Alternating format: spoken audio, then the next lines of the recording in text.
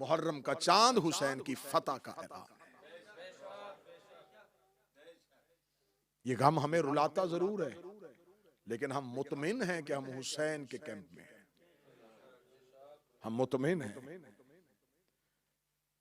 कि हमने जमाने की सख्तियां झेली हैं, लेकिन हमने हुसैन का दामन पकड़ा हुआ है। कल से इंशाअल्लाह ठीक 7 बजे मजालिस का सिलसिला शुरू होगा और कल ही अपने मौजू का मुकम्मल तारुफ आपके सामने पेश करूंगा।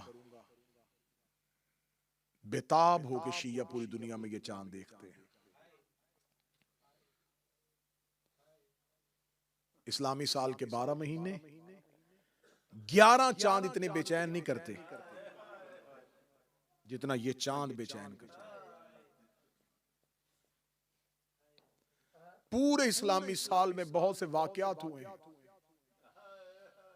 रमजान का चांद है, मौला अली की शहादत है। सफर के चांद में रसूल अल्लाह की शहादत है, मौला हसन की शहादत है। हर चांद में आले मोहम्मद का कोई ना कोई दुख है। लेकिन मुझ पे सवाल करो कि हम मोहब्बत पूरी अहले बैत से करते हैं, रुलाता हमें सिर्फ मुहर्रम का चांद क्यों? इस चांद में मोमन की हालत गमगीन क्यों हो जाती है? इसलिए कि इस चांद में ज़ैनब बड़ी बेचैन हो।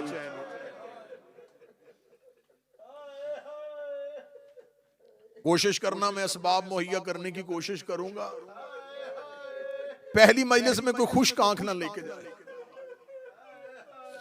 ना रो सकोगे, जितनी देर कहोगे मैं पढ़ता रहूंगा। नहीं रोना आएगा मैं और रवायत पढ़ दूंगा, नहीं रोना आएगा मैं और रवायत पढ़ दूंगा। लेकिन कोशिश करना, आज पहली रात है, पहली मेहमान बनी है मुस्तफा की बेटी। वो बकिया से चल के आई है सिर्फ तेरे आंसुओं की खातिर। उसे सिर्फ ये इल्म है कि यहां मेरे हुसैन को रोने वाले इकट्ठे हो गए। अल्लाह इस बारगाह की, इसके मुंतजमीन की तौफीकात में इजाफा फरमाए। नासिर जाफरी साहब को सेहत की जिंदगी दे, भाइयों के साथ आबाद रखे।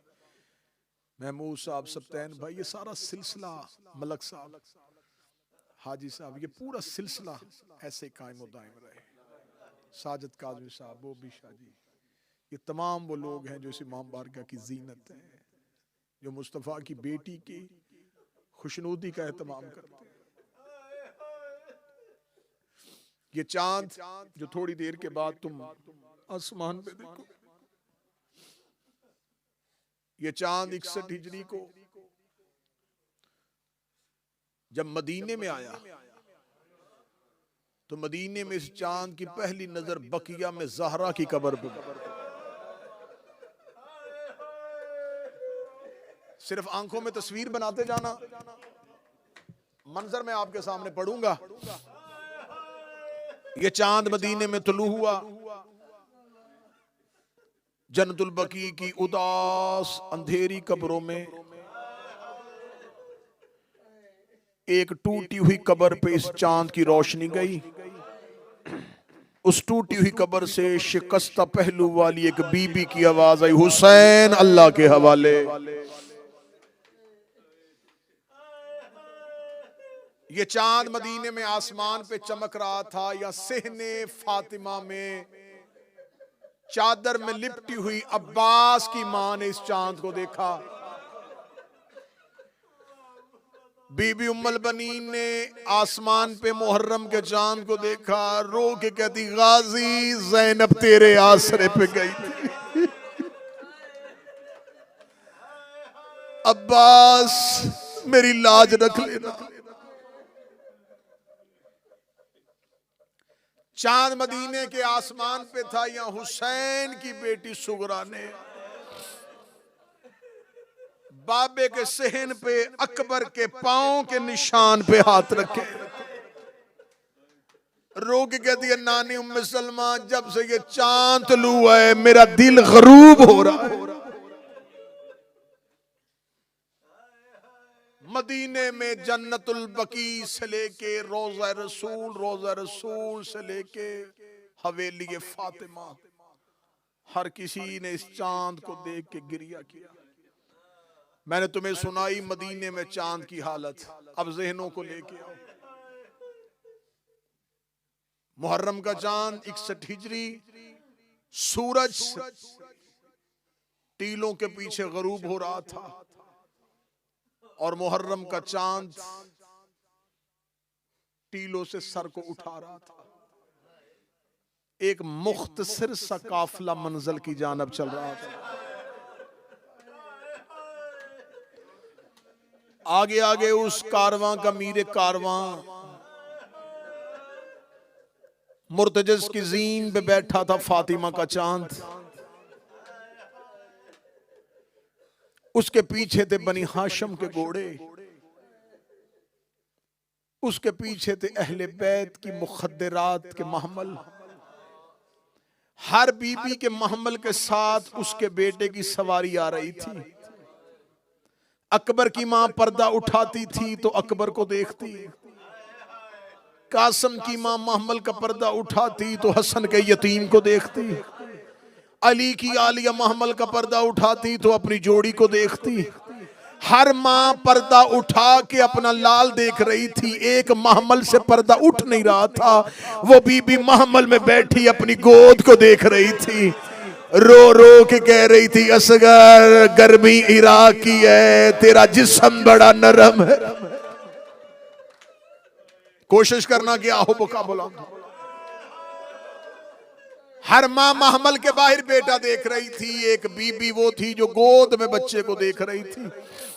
रो के कहती थी, अकबर, कासिम, तुम जवान हो, तुम घोड़ों की जीन पे बैठे। असगर अरब की गर्मी, तेरे जिस्म की नरमी। असगर तेरे सफरों के दिन नहीं थे। सादात और गैर सादात माएं बेटों का चेहरा देख रही थी। काफिला खामोशी से अपनी मंजिल की जानब चल रहा था।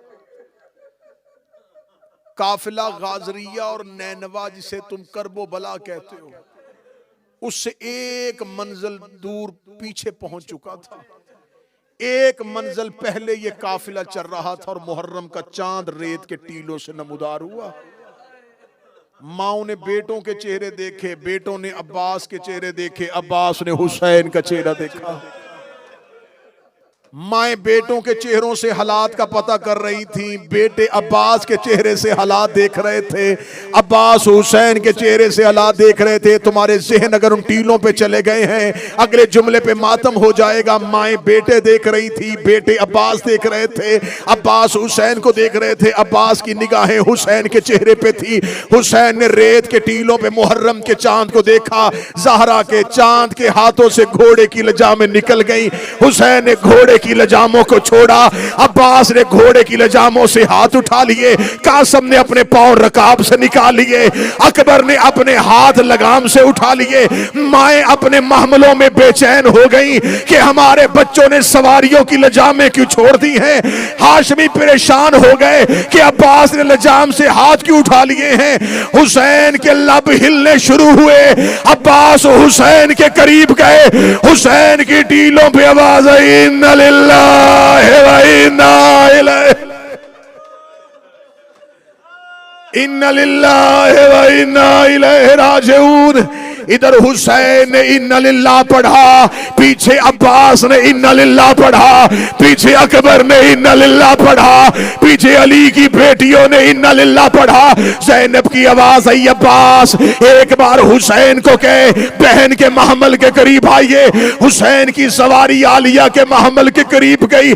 बीबी ने महमल का पर्दा उठाया, हुसैन के चेहरे पे निगाह की। बीबी ने चादर ततहीर से हुसैन के आंसू साफ किए। रो के कहती, मैं बहन हूं तेरी, मैं बेटी हूं अली की, मुझे बता जंगल में मौत की आयत क्यों पड़ी है।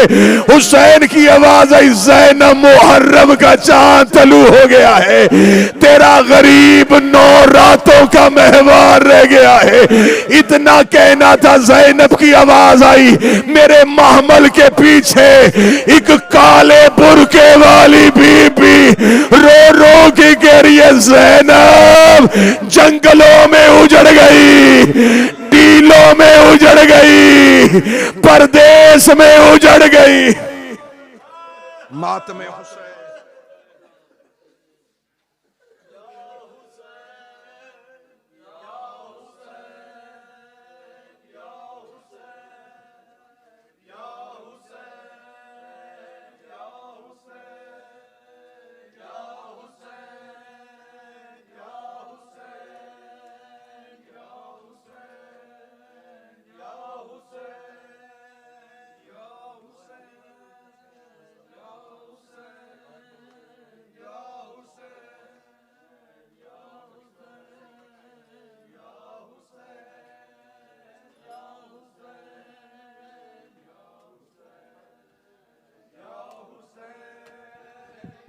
मोमनीन बाहर चलिए परचम कुशाई के लिए, लेकिन फुटपाथ पे रहना है, रोड पे नहीं जाना प्लीज।